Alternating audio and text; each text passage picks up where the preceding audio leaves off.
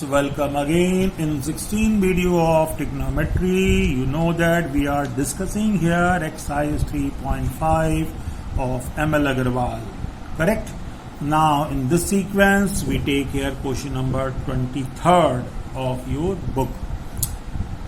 Yes.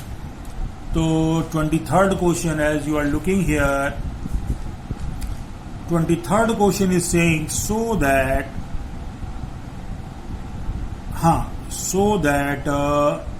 23rd में जितने भी क्वेश्चंस मैं आपको बता दूं, यहाँ पर बहुत सारे पार्ट हैं, मैंने नोट भी लिख दिया है. All questions are based upon A plus B या ए माइनस बी आइडेंटिटी. जो मैंने स्टार्टिंग में फार्मूले बताए थे ना, उन्हीं पर ये बेस्ड है, तो आप भटकेंगे नहीं और इन्हीं की हेल्प से सॉल्व करने की कोशिश करेंगे. तो चलिए, इसीलिए मैंने बताया क्वेश्चन नंबर 5th 23rd का 5th पार्ट. क्वेश्चन देखने में आपके सामने कुछ इस तरीके से है और -1 प्रूफ करना है तो बहुत इजी है.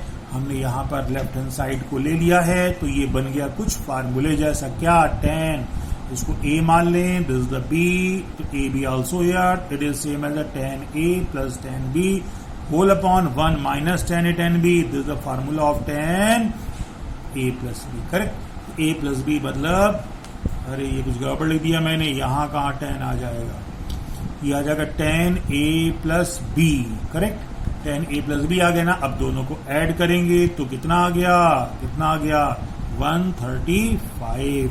अब 135 जो लोग आपको डायरेक्ट पता नहीं है तो उसको ब्रेक कर लेंगे.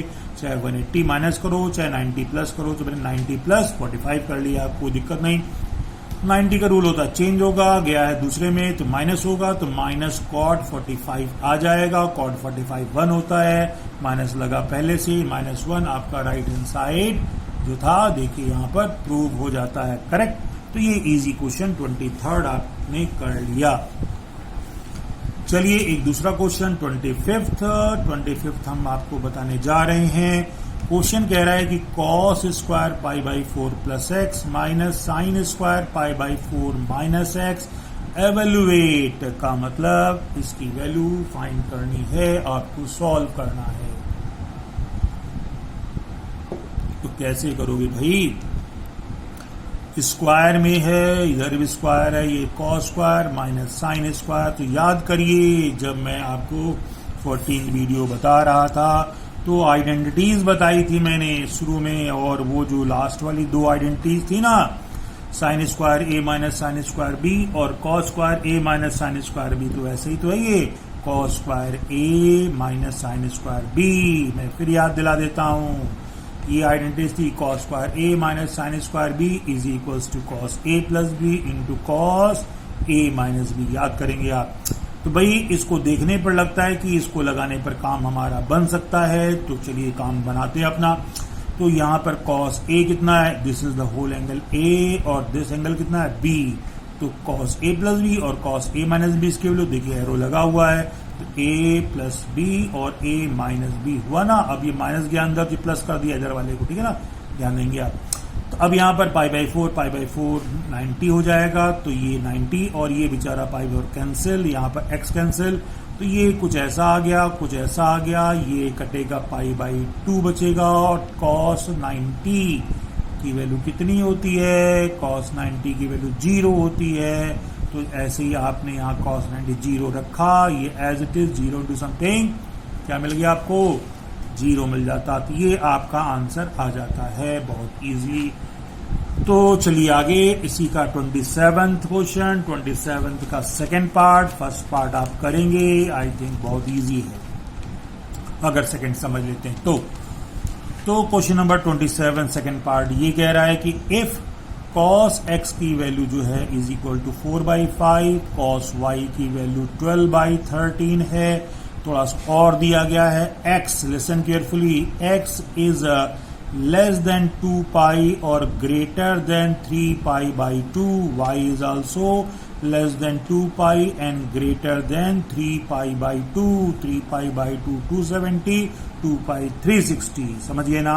अच्छा, तो अब ये है, अब आगे भी क्वेश्चन अभी है, ये तो दिया गया ऐसा ऐसा है. तो अब कहता फाइंड द वैल्यू ऑफ, क्या कहता, find the value of sin cos x plus y and sin x minus y. Question is saying find the value of these two things. Correct?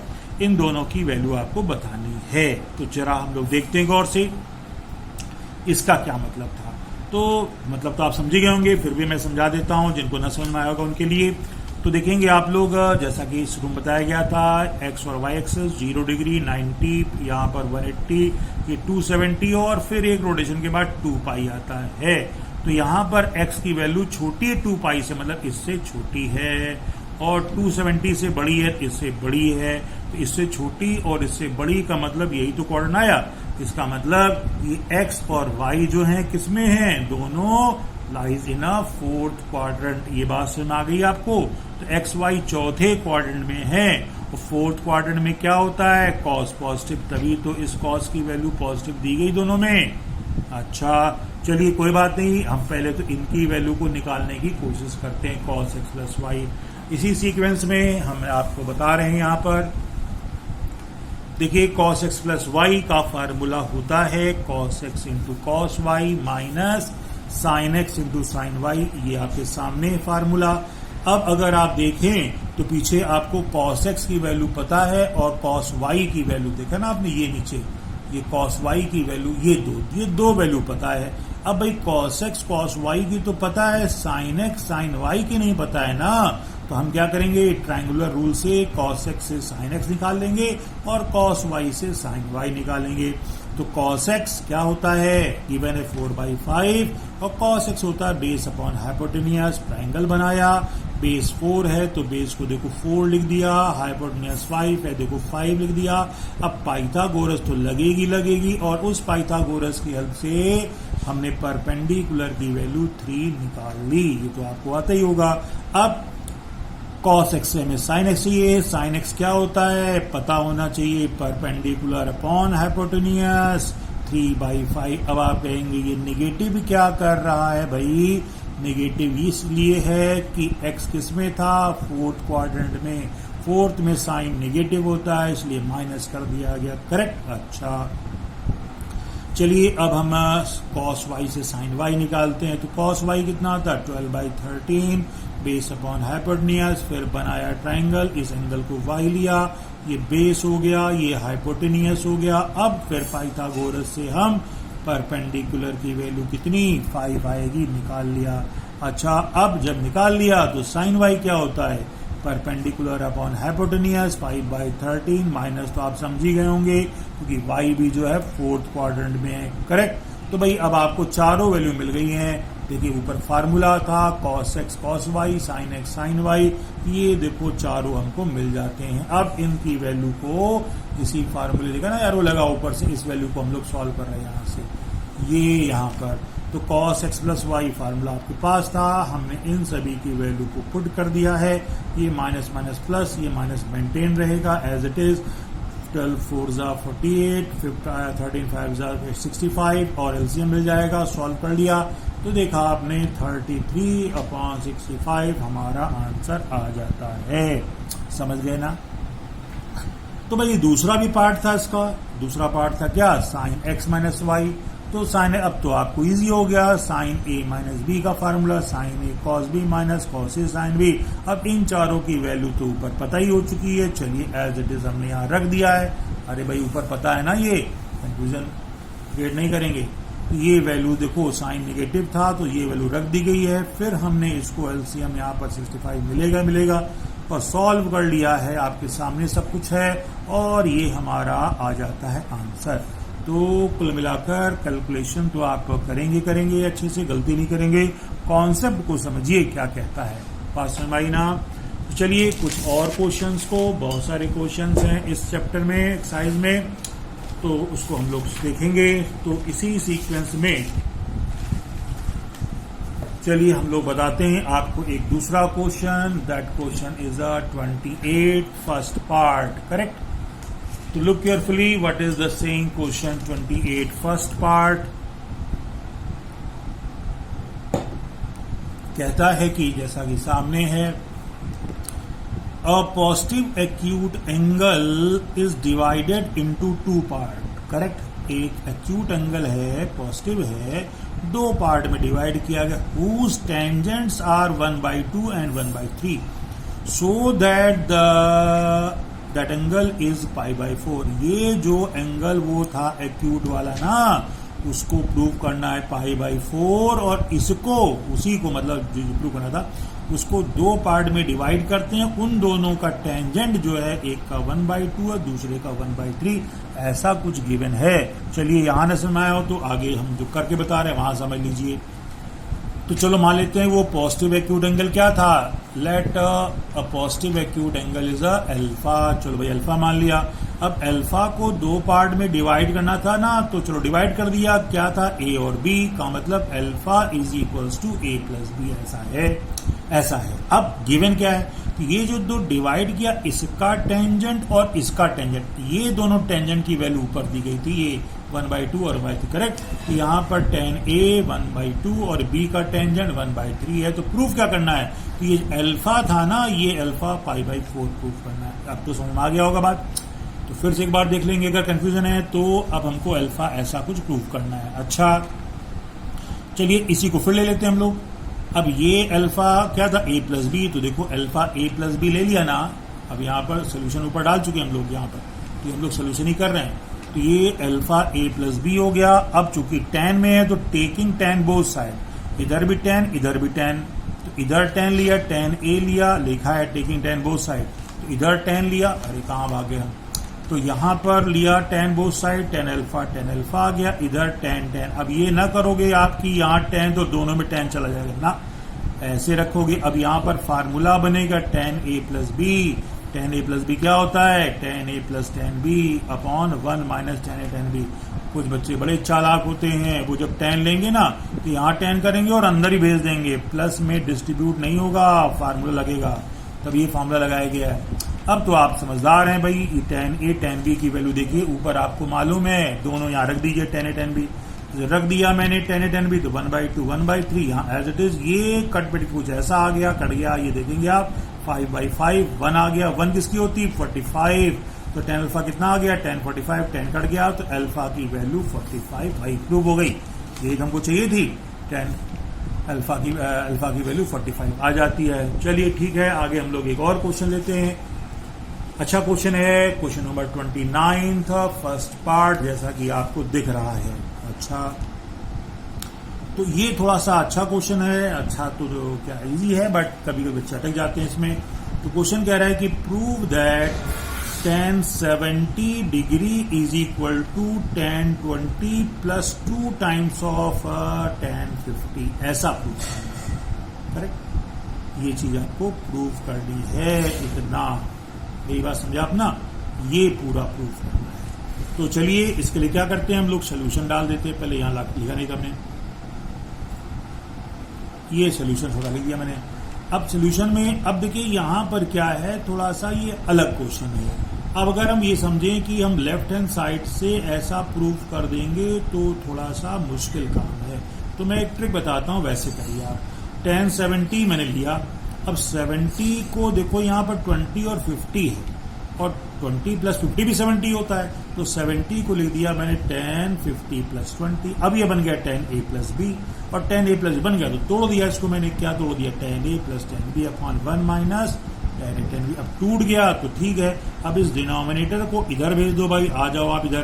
तो जब इसको इधर भेजा मैंने तो कुछ ऐसा आ गया कि tan 1 में भी जाएगा, इसमें भी, तो ये आपका कुछ ऐसा बन जाता है। और ऊपर वाली चीज ये राइट हैंड साइड में ऐसी लिखी गई है ना, तो ये बन जाता है।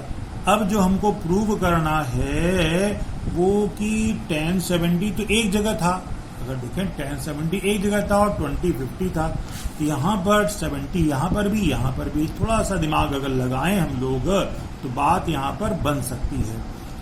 tan 70 को क्या, 70 डिग्री को 90 माइनस 20 कर सकते हैं, नहीं करते हैं। तो यही सोचने की बात है, यही एक क्लू है जिसको अगर आप ध्यान दे गए तो प्रूव हो जाएगा। नहीं यहाँ पर दिमाग में वो चीज आप लाए तो आप अटक जाएंगे और बहुत बुरी तरह से अटक जाएंगे। तो tan 70 आ गया, इस tan 70 को, ये वाला tan 70 को tan 90 माइनस 20 कर दिया, और समझा आप ना। इस tan 70 को ऐसा कर दिया और ये tan 50 50 है, tan 20 20 है और राइट हैंड साइड में जो था वो नीचे है। ठीक, अब ये बन गया tan 90 माइनस थीटा, पता है 90 में चेंज होगा cot थीटा बन जाएगा। ठीक, तो भाई देखो नीचे क्या किया गया, नीचे tan 70 था, ठीक है ना, और ये 90 20 क्या cot बन गया, ये आपका एज इट इज ये 20 और ये वाला इधर है। अब ये cot 20 आ गया, इधर tan 20 cot थीटा क्या होता है 1/10 और ये tan से tan का काम तमाम हो जाएगा। चलिए हमने लिख भी दिया है, देख लीजिए आप भाई, tan 20 को 1 कर दिया, ये 20 20 कट गया tan का और बचा क्या ये और इधर ये, तो ये जो बच गया tan 70 minus tan 50 is equal to उधर राइट tan 50 माइनस tan 20 आ गया। अब भाई इस tan 50 को हम उधर ट्रांसफर कर दें tan 50 साइड, ये माइनस था प्लस हो गया, 1 टाइम 2 टाइम, तो भाई क्या आ गया tan 70 डिग्री ये आ गया। और अगर आप देखें हमारा क्वेश्चन क्या था, tan 70 इज इक्वल टू ये प्रूव करना था, और ऐसा मैंने लिया और आखिरी में लेफ्ट राइट दोनों एक साथ प्रूव हो गया कि tan 70 इतना हो गया। तो ये इसका तरीका अलग था प्रूव करने का, ये पूरी एक साथ लेफ्ट साइड राइट साइड आ जाता है, ये भी एक टेक्निक होती प्रूव करने की। क्लियर, तो ये था हमारा क्वेश्चन नंबर 29 जो बताया गया आपको। उम्मीद करते हैं कि आपके समझ में आ गया होगा। क्लियर, अच्छा, तो ये जब क्वेश्चन हमारा फिनिश हो जाता है तो चलिए एक क्वेश्चन और देख लेते हैं, अभी टाइम है थोड़ा सा।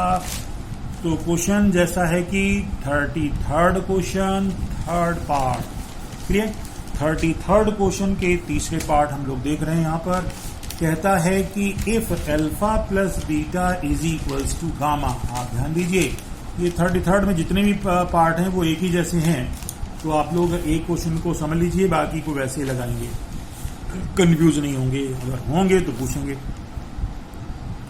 33 if alpha plus beta gamma दिया गया है and tan alpha upon tan beta x upon y दिया गया है, देन प्रूव दैट। तो प्रूव क्या करना है यहाँ पर, प्रूव करना है sine alpha minus beta is equal to x minus y upon x plus y sine y, ये प्रूव करना है भाई। समझ में आ गया ना, ये दिया गया है, ये दिया गया है और ये प्रूव करना है। करेक्ट, तो भाई जो दिया होता है उसी गिवेंस की हेल्प से तो प्रूव करते हैं। चलिए गिवन को लेते हैं पहले। तो गिवन है अल्फा प्लस बीटा गामा है, और दूसरा क्या गिवन था, tan alpha upon tan beta, ये है। करेक्ट, तो अब यहां पर हम क्या करेंगे, जो हमको प्रूव करना था वो साइन में है या साइन कॉस में है, तो इसको भी हम क्या करेंगे, tan वाले को साइन कॉस में तोड़ दिया। ठीक है, ये साइन tan अल्फा हो जाएगा साइन अपॉन कॉस, ये है तो साइन अपॉन ऊपर चला जाएगा x अपॉन वाई।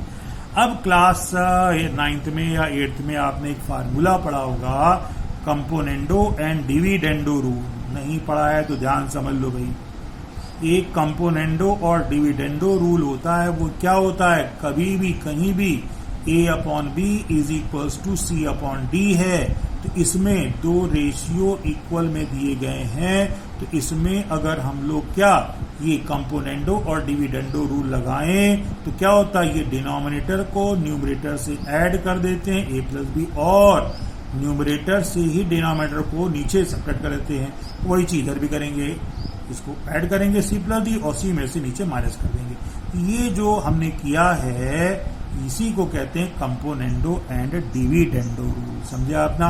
अब आप कहेंगे आपके दिमाग में कहां से आ गया, तो अगर आप देखो ये होता है रूल ना, तो अगर हमें जो प्रूव करना था, देखिए हमारे पास यहाँ क्या है x अपॉन वाई है, और यहाँ क्या है x minus y upon x plus y ना, तो देखा आपने कि x में y को ऐड किया गया ना, और x में y को स्प्रेड किया गया, तो देखने पे लगता है कि भाई यहाँ पर ये रूल अप्लीकेबल होगा, लगाने से बात बनेगी।